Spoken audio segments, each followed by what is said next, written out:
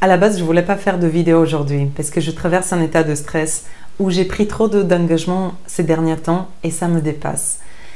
Mais je me suis dit que rien que pour tous les messages que je cherche à vous transmettre, ça valait le coup de faire une vidéo un peu plus improvisée pour vous montrer quelle est la différence, qu'est-ce qui fait vraiment la différence entre la personne qui va pouvoir se créer une vie qui lui correspond et la personne qui va continuer à subir quelque chose qui ne lui correspond pas. Quand on vit un état de stress ou un autre état émotionnel qui n'est pas forcément agréable, très souvent les gens ils font une première erreur, une erreur qui va les empêcher de pouvoir faire quoi que ce soit par rapport à cet état-là.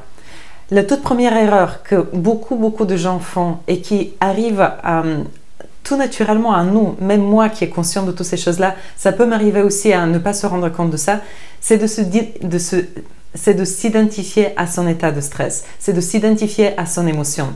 Quand on vit une émotion c'est juste une énergie momentanée qui nous traverse, mais ce n'est pas nous.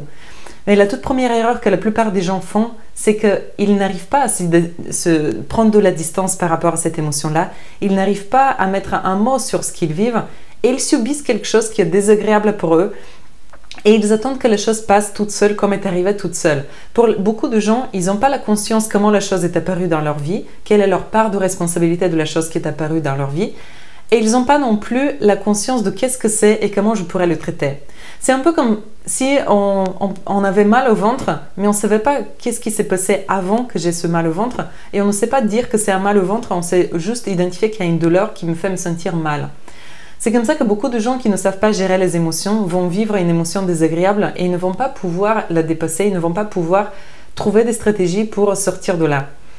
Voire dans l'extrême de l'identification à une émotion, ils peuvent se retrouver à vivre ça sur la longueur et de penser qu'il y a un problème général dans leur vie qui est dû à ce vécu qui se répète, qui revient souvent à eux.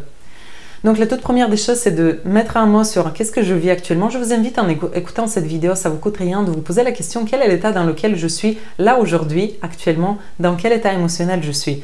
C'est déjà un premier entraînement de l'esprit qui va vous permettre d'apprendre à votre esprit d'identifier chacune des émotions comme une note de musique qui se joue tout au long de votre journée. Et cette musique, pour que vous puissiez devenir le compositeur de cette musique, vous avez besoin d'apprendre à lire les notes. Et là, on est dans cette phase-là de la lecture des notes. Je vous dis ça et je souris parce que c'est la première fois que ça me vient comme idée, comme métaphore dans ma tête. Et je trouve que c'est vraiment une métaphore qui décrit tellement bien la gestion des émotions.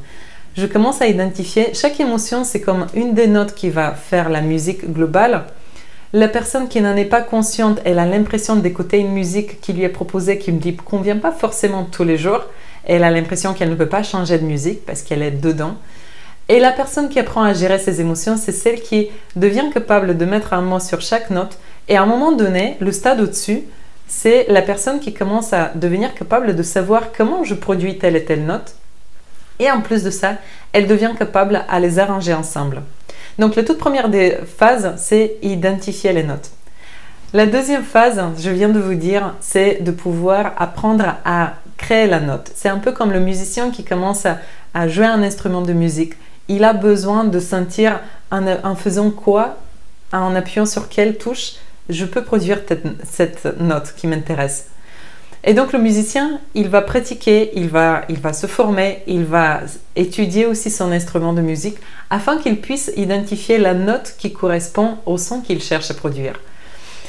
Dans la vraie vie, ça correspond à quoi? Ça correspond à notre capacité de se rendre compte comment je peux produire l'émotion qui me correspond.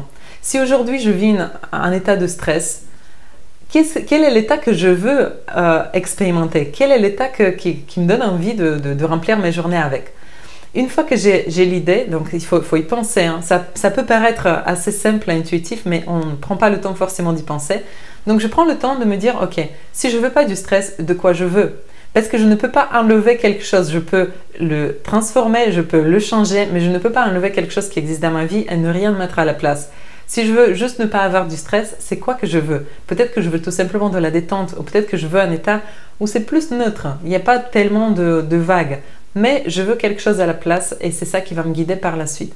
Et une fois que j'ai identifié l'état, c'est de me poser la question comment moi, mon corps, mon esprit font pour produire cet état. Il y a souvent une pensée qui est associée à cet état-là. On peut se baser aussi sur un souvenir passé pour aller chercher quelle est cette pensée qui m'aide à vivre cet état et aller le retrouver. Et aller retrouver, à travers ce souvenir, aller retrouver la sensation physique dans mon corps, de comment c'est dans mon corps quand je vis cette émotion-là. Donc, une fois que j'ai identifié l'émotion que je veux vivre, par exemple, là actuellement j'ai envie de vivre la joie. Et je sais très bien dans mon corps comment la joie s'exprime. Je mets un grand sourire. Il y a beaucoup plus d'énergie qui m'influe et je la sens cette énergie-là actuellement, ça vient à moi. Et pour que je puisse faire ça, dans ma tête, il y a un circuit neuronal qui est associé à des souvenirs de joie, des souvenirs qui sont raviviés dans mon répertoire de souvenirs de joie. Il me suffit de claquer des doigts et j'ai déjà des souvenirs de joie qui viennent à moi. Je me vois déjà dans des moments où j'ai un grand sourire, je suis bien entourée, j'ai des gens autour de moi, je partage des moments de joie. Donc la deuxième phase, c'est cette phase-là de l'apprentissage de comment jouer cet instrument de musique. C'est comment je fais pour produire l'émotion qui me correspond. Et je ravivis tous les souvenirs qui m'aident à reprendre la musique que j'ai jouée auparavant et la rejouer aujourd'hui.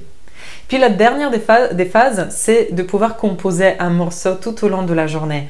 Pour cette phase, ça demande un niveau au-dessus de la compétence de musicien qui va jouer ces notes de musique émotionnelle. C'est déjà de savoir à quoi ça ressemblerait si je combine telle et telle note, qu'est-ce que ça va faire dans l'ensemble. Et ça, il n'y a que l'expérience qui pourra le montrer. Donc j'ai besoin de commencer à jouer des notes et être à l'écoute de est-ce que ça me convient ?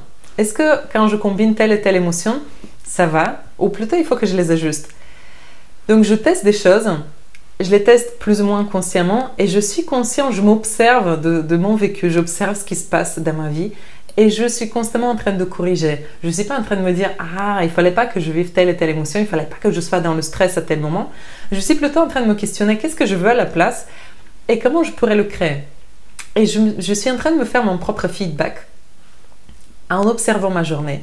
Et à la fin de la journée, j'évalue la mélodie. Est-ce que c'est la mélodie optimale ou est-ce que je peux l'améliorer le lendemain? En faisant ça, je deviens vraiment celui qui va jouer la musique de sa journée et je deviens celle, plutôt pour moi, la personne qui décide. Parce qu'en réalité, toute transformation, c'est une décision que je prends à un moment donné. J'en ai marre d'être dans le stress. Qu'est-ce que je vais faire pour relâcher? Il y a tellement de stratégies que je peux mettre en place pour relâcher le stress. Il inclut faire une vidéo comme ce que je suis en train de faire là. Il inclut me poser un instant assise et commencer à relâcher, à essayer de relâcher la pensée, relâcher la sensation corporelle. Juste être l'observation de ce qui se vit à l'intérieur de moi. Tellement de solutions, mais tout démarre par une décision. Tout démarre par la décision de devenir cette personne qui va créer les émotions qui lui correspondent et va remplir les journées des émotions qu'elle veut vivre. Parce qu'en réalité, nos vies, c'est l'ensemble des émotions qu'on va vivre au long de nos journées. Et c'est à nous de les créer. Je vous laisse avec ce message aujourd'hui. La vidéo, elle était un peu différente. Mettez-moi un commentaire si ça vous a apporté. Un grand merci à tous ceux qui ont regardé la vidéo jusqu'à la fin. On continue dans la compréhension de soi, de fonctionnement en interne. Il y a tellement de choses qu'on peut explorer à l'intérieur de nous. On est des mondes infinis de connaissances et de découvertes. Et je pense que c'est la découverte la plus intéressante à faire dans ce monde.